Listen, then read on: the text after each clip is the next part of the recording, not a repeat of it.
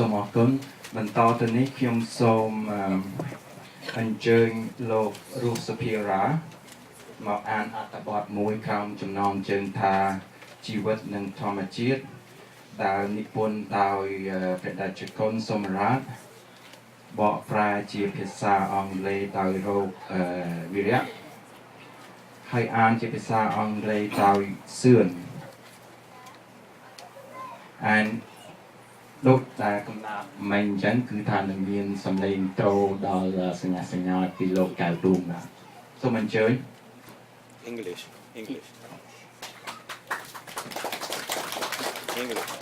Next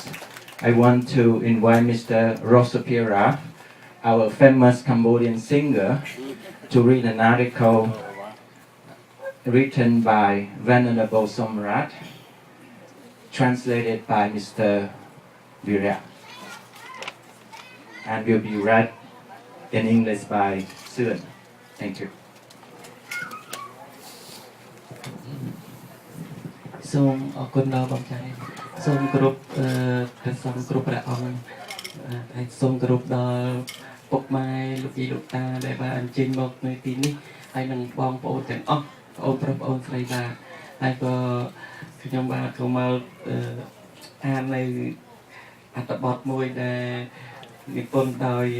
ព្រះសង្ឃព្រះតេជគុណសំរដ្ឋបាទហើយបើថាមានការខុសឆ្គងនេះសូមមេត្តាខន្តីអភ័យទោសព្រោះថាយកមិញមកយកនៅមករៀនអើបាទ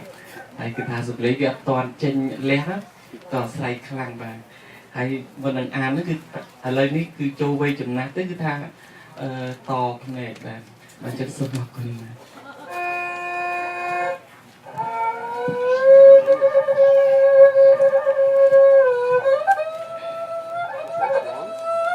ជីវិតនិងធម្មជាតិគឺមនុស្សសត្វទុក្ខជាតិទាំងឡាយទាំងពួងមនុស្សជាផ្នែកមួយនៃធម្មជាតិតែមនុស្សរស់នៅជាមួយសម្ភារៈទំនើបយូរពេកទៅបណ្ដាលឲ្យយើងភ្លេចខ្លួនថាយើងក៏ជាធម្មជាតិរស់នៅជាមួយកិលេសការចង់បានគ្មានទីបញ្ចប់ធ្វើឲ្យយើងភ្លេចការអនិច្ចំគឺភាពមិនទៀងទាត់ដែលយើងមិនអាចគ្រប់គ្រងបានហើយមិនយល់ជំរឿននៃធម្មជាតិពិតរបស់ជីវិតពោលគឺលោកធម៌8ប្រការចង់ឲ្យគេសរសើរតែចូលចិត្តបង្អាប់អ្នកផ្សេងចង់បានកិត្តិយសយសស័ក្តិតែចូលចិត្តនិយាយអាក្រក់ពីគេចង់បានសម្ភារៈពីគេតែមិនចូលចិត្តឲ្យរបស់ទៅអ្នកដទៃចង់បានសេចក្តីសុខតែចូលចិត្តបង្កបញ្ហាមានការនិយាយញុះញង់គេជាដើមរហូតយូរទៅអ្នកខ្លះរស់នៅបំពល់ធម្មជាតិបំពល់សង្គមអាត្មានិយម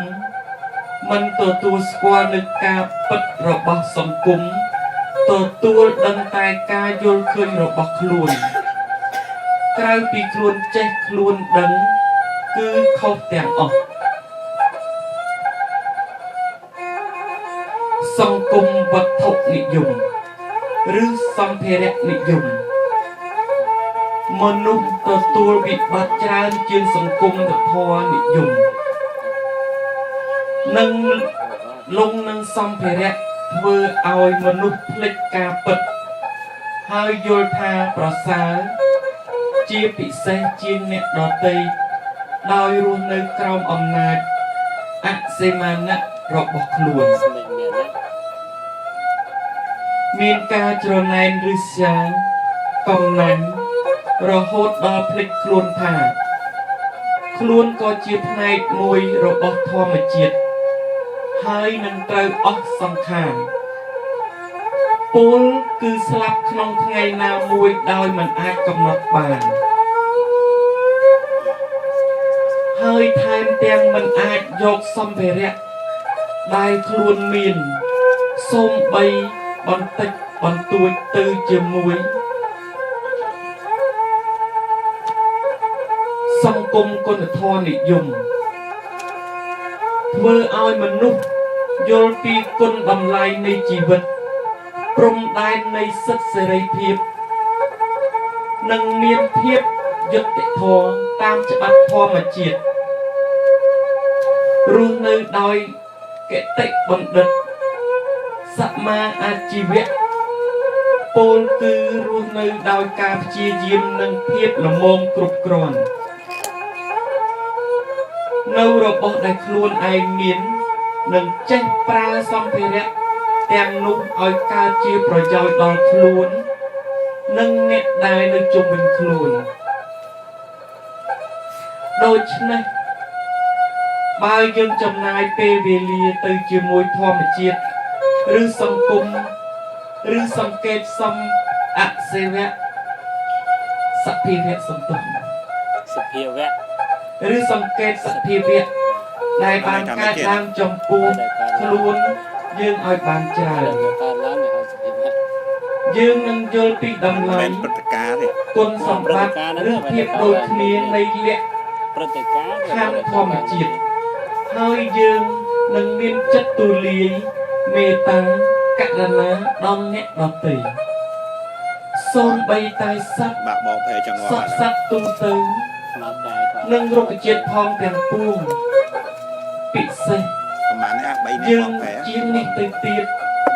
យើងនឹងយល់អំពីតម្រូវការពិតរបស់មនុស្សសត្វហើយនឹងចង់បាននៅអ្វីគួរបានចេះបែងចែកលះបង់នៅអ្វីដែលគួរលះបង់ឲ្យទៅអ្នកដទៃដែលមានឱកាសតិចជាងខ្លួននឹងយល់ពីភាពចាំបាច់របស់សង្គមដែលខ្លួនរស់នៅ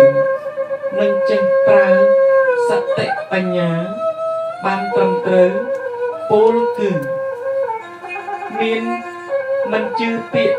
របស់អ្នកដទៃដោយគ្មានហេតុផលមិនឲ្យតម្លៃ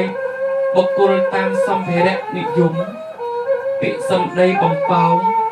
និងល្អតែសម្បកក្រៅបាទសូមអរគុណ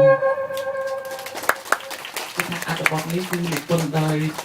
រាជគុណសមរដ្ឋហើយខ្ញុំស្អាតណាស់ព្រះអង្គថ្ងៃនេះបាទគ្រប់ព្រះអង្គទាំងអស់តែម្ដងបាទសូមអរគុណចូលទៀតអរគុណនេះផ្លេចឲ្យវត្ថុអនុស្សាវរីយ៍គេមិនដល់ឲ្យទៅបងទៀតបាទអនុស្សាវរីយ៍ទៀតហើយវាទៅគេអោបណាសូមអរគុណគេយកទៅអោបឲ្យទៅបងកក្លិនអូបទៀតណាសូមអញ្ជើញលោកសឿន Steve nice Steve วันต่างโต๊ะហ៎ស្វាយគប់ទីគុណស្វាយគប់សួរលោកយាយលោកតាអ៊ំស្រីអ៊ំប្រុសបងស្រីបងប្រុសបងប្អូនទាំងអស់គ្នា I'm here to read a article about life and nature. Nature consists of human beings, animals, plants, and all materials. Human being is part of the nature, but when we human beings live with modern material for so long,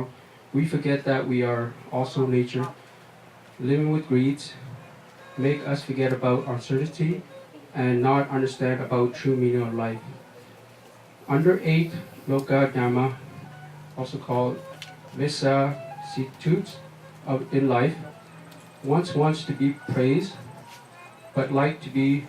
demean others. One wants honors and rank, but like talking bad about others. One wants to have things from others, but does not like giving. One wants to have happiness, but like creating problems such as instigating.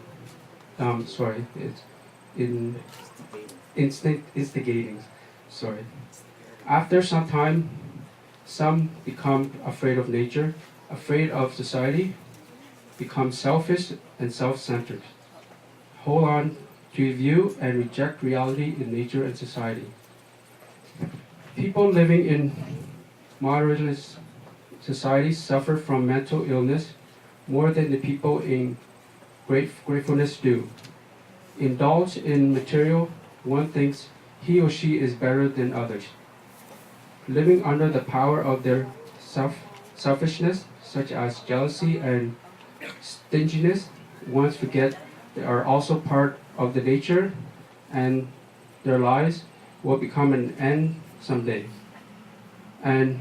moreover, they will not be able to bring their personal belonging with them, not even a bit. Society of gratefulness makes people understand the value of life, the scope of freedom, and justice based on rules of nature. Living with wisdom, self-alliance, meanings living with modesty and efficiency, with one own property utilized for his or her own benefit and others. Therefore, if we spend much time living with natures or observing living states that we happen to ourselves, we will understand the value of nature and similarity of natural conditions. We will have an open mind with compassion and loving kindness toward others, even plants and living creatures in general. More importantly, we will understand about the needs of human beings and all creatures and wish for some things we should have. One should know how to give and sacrifice something that we should do to others who are less fortunate. One should know how to use one's intelligence, not to believe words of others without reasons, does not value individual based on mentalism, acceleration, and outside appearance. Thank you very much. Samaku.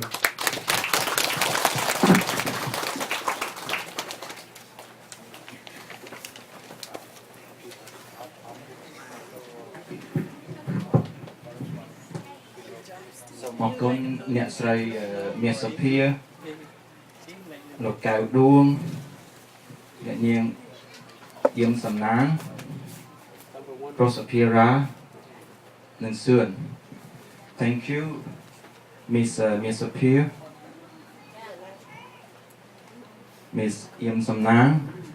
Mr. Cao Duong Mr. Rosapia and Sឿន Thank you very much តទៅនេះខ្ញុំសូម